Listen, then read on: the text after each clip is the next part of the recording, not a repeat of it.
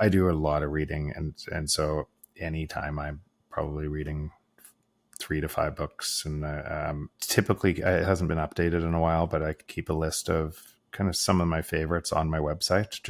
And I think there's 300 books there or 400 books there, and I need to update it. But deeper than that, what I realized is this: we're all connected. Every single one of us is all connected. We're the supercomputer. It's not the AI that's the supercomputer. We're the supercomputer through these connections, and these connections inform us, and they make us smarter and smarter. And we can never leave even this call with you right now. We can never leave it the same person as we were when we started it.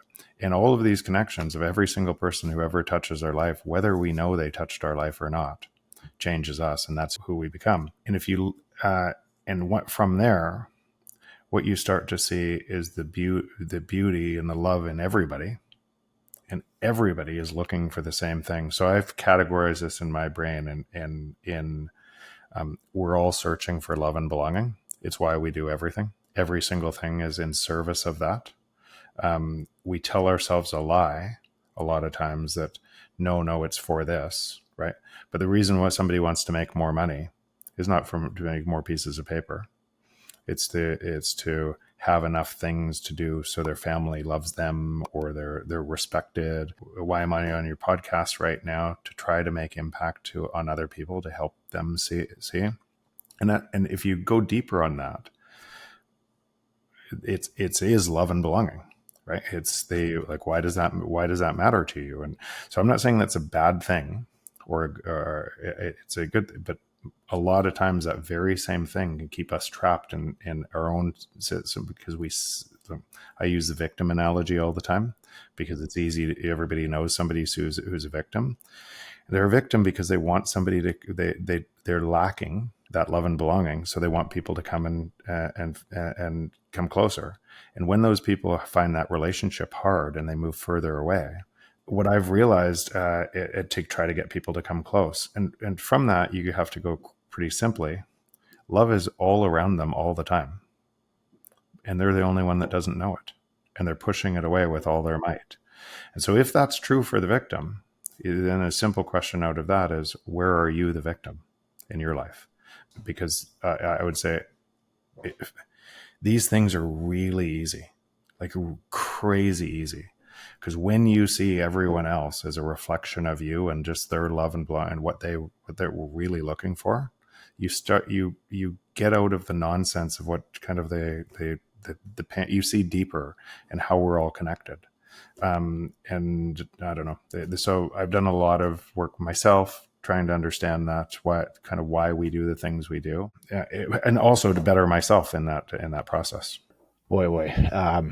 It's funny, and it's some other time we'll have to sit and talk for an hour, just doing it all in that. And the shame of this world that we live in, this fiat system, which is what really the genesis of your book and everything you talk about, and a lot of Bitcoiners in general, of you're in this weird world where, we talk about price a lot. It's like we said earlier, the very first thing, it's kind of this debate to get people in, unfortunately, because we're so worried about that. Where if I had my choice, I would never talk about price. I can't stand talking about price, right? I know but you got to suck people in a way in this fiat system we live in, because that's what everyone's so worried about, because that's what fiat does to people. And it's like, gosh, can't we talk about real things like this? But it won't get clicks. Like, people won't watch. People, it's wild.